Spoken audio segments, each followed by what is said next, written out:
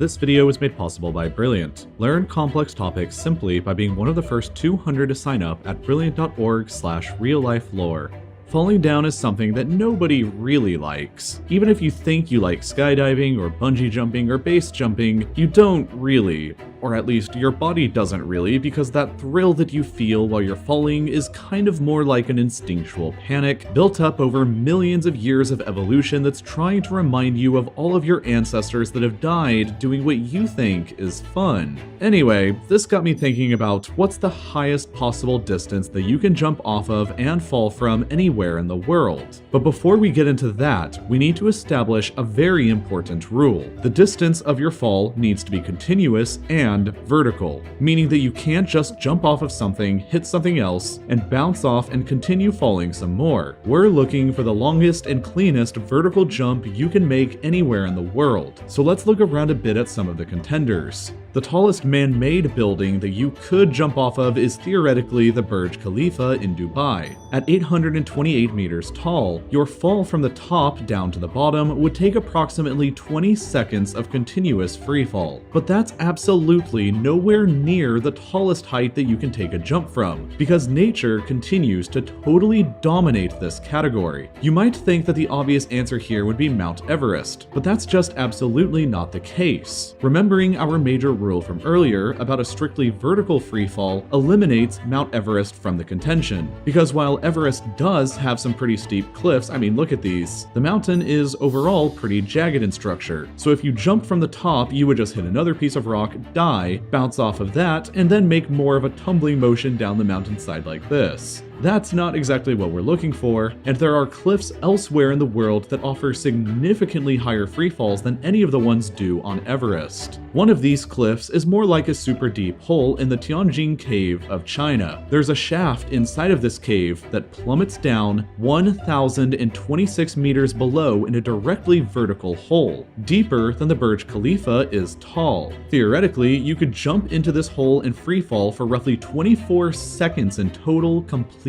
darkness before hitting the bottom. But other natural features will even outdo this one in epicness. If you're looking for the absolute highest vertical drop to fall from in the world, then you need to schedule a visit here on Baffin Island in the Nunavut province of Canada. It's one of the most sparsely inhabited places in the world, but if you make the trek out into the middle of nowhere to the epically named Mount Thor, you'll discover the single tallest confirmed vertical cliff anywhere in the world. This cliff you see here is actually at a 105-degree angle, so it's even steeper than vertical. Human beings didn't even successfully manage to climb up to the top of it until 1985. But if you could somehow get up there and jump off from it, you'll experience a truly vertical freefall from 1,250 meters above the surface that'll last for roughly 28 seconds long before you impact the surface. However, I said that this is only the tallest confirmed vertical cliff in the world. Owing to the extremely remote location that it's located in, there are other cliffs scattered around Nunavut and Greenland that could potentially be even higher, but they've never been identified, so we have no idea right now. But there is actually one confirmed cliff that's actually a higher vertical drop, and it's located around here in the far northern portion of Pakistan. A group of mountains here called the Trango Towers offers up a pretty spicy challenge to the tallest vertical drop claim offered up from Mount Thor. The tallest mountain in the group, called Great Trango, is widely considered the most difficult mountain in the entire world to climb, and for very, very good reason, because it features a nearly vertical cliff that plummets 1,340 meters over the top.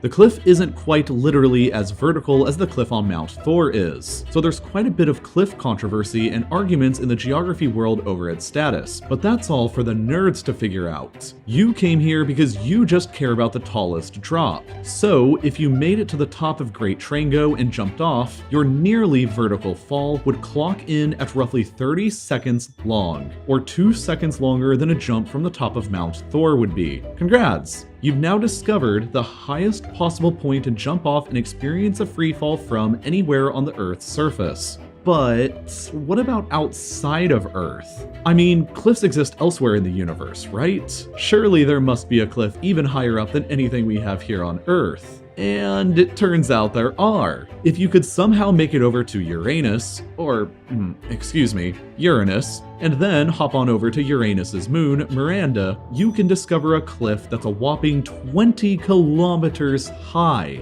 That's a vertical cliff face more than twice the height of Mount Everest is on Earth. And you can also totally jump off of it and survive.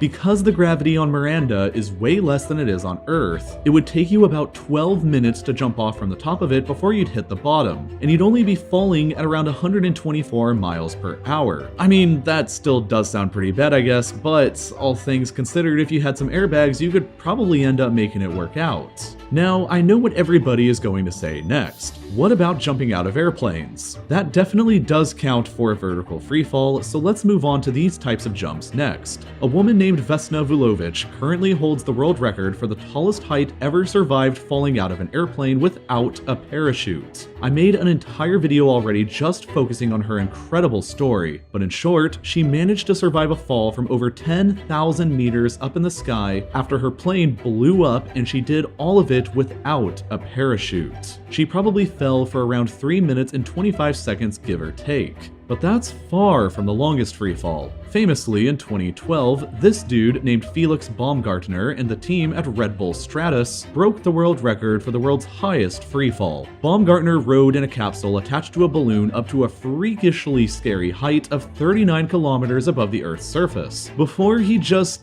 jumped out with nothing but a pressure suit and a parachute. His freefall lasted for 4 minutes and 19 seconds, and his body reached a speed of 843.6 miles per hour, becoming the first human being whose body broke the sound barrier without the assistance of any engine. The Red Bull team believed that his freefall could have been extended safely to anywhere between 5 minutes and 6 minutes, but he deployed his parachute a little early instead. Just 2 years later, however, in 2014, his freefall record was broken by another dude named Alan Eustace. Rather than going up in a fancy capsule, Eustace just tethered himself to a balloon, flew up to a ridiculous 41.4 kilometers high, and used an explosive device to detach himself and begin his fall. Eustace was in a complete freefall for 37,616 meters before he deployed his parachute, and it took him 4 minutes and 27 seconds to accomplish, earning him the title of the guy that's fallen the furthest and the longest in all of human history. His record still stands tall today, but the limit that humans can endure is certainly even beyond that. The Red Bull Stratus team estimated that they could potentially pull off a freefall pushing into the 6-minute range, and the feats of Baumgartner and Eustace have proven that human bodies can endure drops from the stratosphere and speeds that break the sound barrier. Whatever the limit of human freefall actually is, it certainly hasn't yet been reached, and I'm certain that the world record will continue to be pushed upwards and broken in the future by somebody. That somebody may even be watching this video right now, and I can only hope so. If you're serious about skydiving, base jumping, bungee jumping, or you really do want to break the freefall world record one day, or you're just into anything that really gets your adrenaline pumping, you'll need a serious understanding of everyday physics, and there's no better place to learn about that than on Brilliant with their Physics of the Everyday course. Physics is, of course, a pretty daunting field, and while a lot of places will just teach you some physics concepts, Brilliant will help you understand how physics works in your everyday life. From refrigerators and motocross to airplanes and crime scene investigations, Brilliant focuses on the fundamentals of subjects by teaching them in an approachable, intuitive way that really helps you understand how to use what you end up learning later on in the more advanced classes, like moving on from everyday physics up to quantum mechanics. Brilliant's many interactive courses on physics are just some of their many fantastic courses, which also include daily problems that will help teach you something new every day, complete with the framework that you need to tackle them. So if you want to learn complicated topics easily during your spare time, then it's totally worth checking them out right now. To learn more about Brilliant, you can click the link in the description or go to brilliant.org/RealLifeLore and sign up for free, but then the first 200 people who go to that link will also get 20% off of their annual premium subscription, which is the subscription that I've been using to learn even more about physics. And as always, thank you for watching.